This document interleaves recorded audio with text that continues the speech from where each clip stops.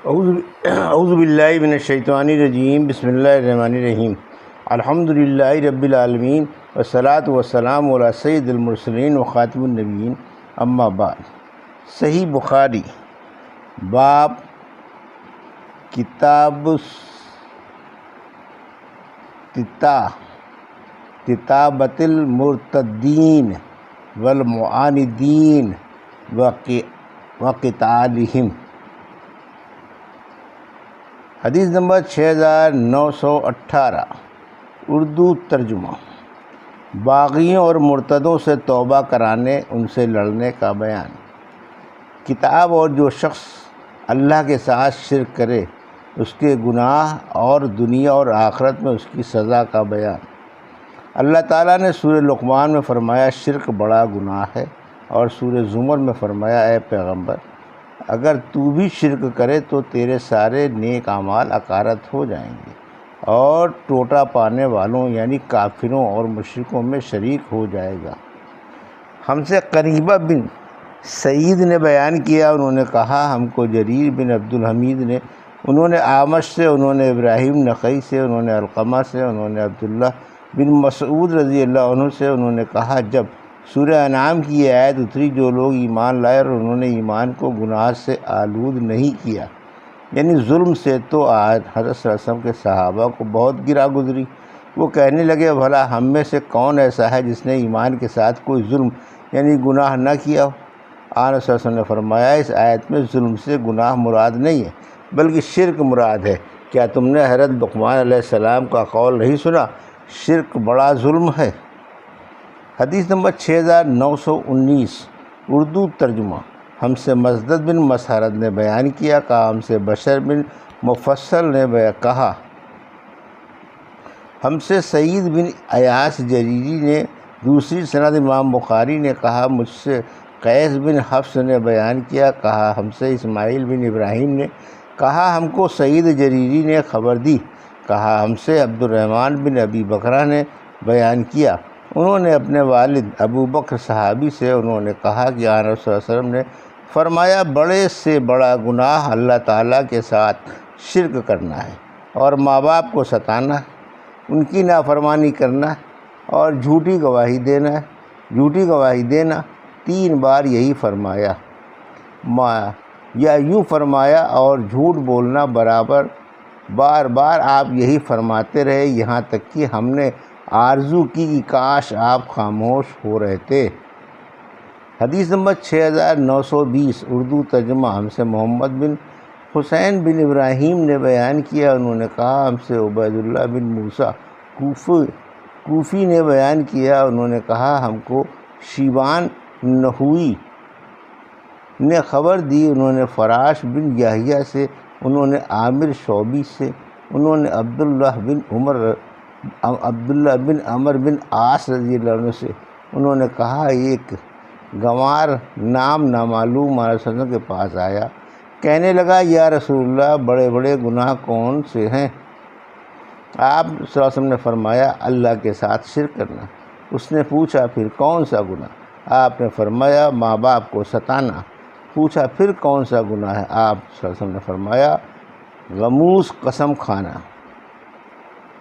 عبداللہ بن عمر رضی اللہ عنہ نے کہا میں نے عرض کیا یا رسول اللہ غموس قسم کیا ہے؟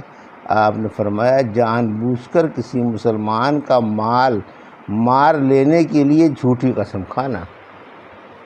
حدیث نمبر 6921، اردو ترجمہ۔ ہم سے خلاد بن یحییٰ نے بیان کیا، کہا ہم سے سفیان ثوری نے، انہوں نے منصور اور اعمش سے، انہوں نے ابو وائل سے، انہوں نے حضرت عبداللہ بن مسعود رضی اللہ عنہ سے، انہوں نے کہا ایک شخص نام نامعلوم نے عرض کیا یا رسول اللہ ہم نے جو گناہ اسلام لانے سے پہلے جاہلیت کے زمانے میں کیے ہیں کیا ان کا مواخذہ ہم سے ہوگا؟ آپ صلی اللہ علیہ وسلم نے فرمایا جو شخص اسلام کی حالت میں نیک اعمال کرتا رہا اس سے جاہلیت کے گناہوں کا مواخذہ نہ ہوگا، اللہ تعالیٰ اسے معاف کر دے گا، اور جو شخص مسلمان ہو کر بھی برے کام کرتا رہا اس سے دونوں زمانے کے گناہوں کا مواخذہ ہوگا۔ اب حدیث نمبر 6922 اردو ترجمہ۔ مرتد مرد اور مرتد عورت کا حکم۔ اور عبداللہ بن عمر اور زہری اور ابراہیم نخعی نے کہا مرتد عورت قتل کی جائے۔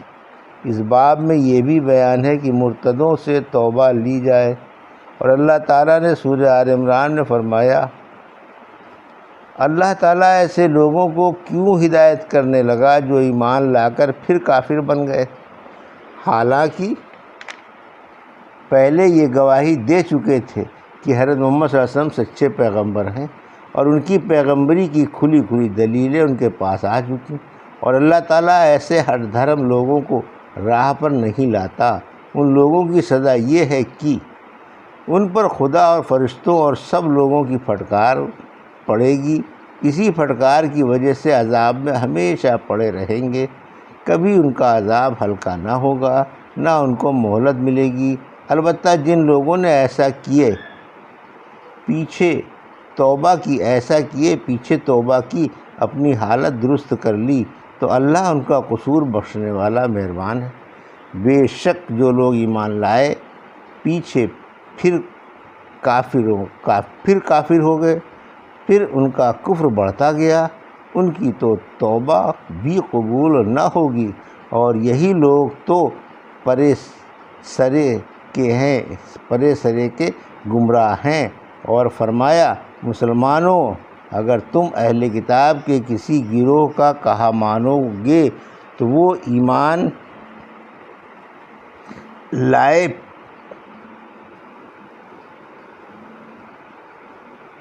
پیچھے تم کو کافر بنا چھوڑیں گے۔ اور سورہ نساء کے 20ویں رکوع میں فرمایا جو لوگ اسلام لائے پھر کافر بن بیٹھے، پھر اسلام لائے پھر کافر بن بیٹھے، پھر کفر بڑھاتے چلے گئے، ان کو تو اللہ تعالیٰ نہ بخشے گا، نہ کبھی ان کو راہ راست پر لائے گا۔ اور سورہ مائدہ کے 8ویں رکوع میں فرمایا جو کوئی تم میں اپنے دین سے پھر جائے تو اللہ تعالیٰ کو کچھ پرواہ نہیں، وہ ایسے لوگوں کو حاضر کر دے گا جن کو وہ چاہتا ہے اور وہ اس کو چاہتے ہیں۔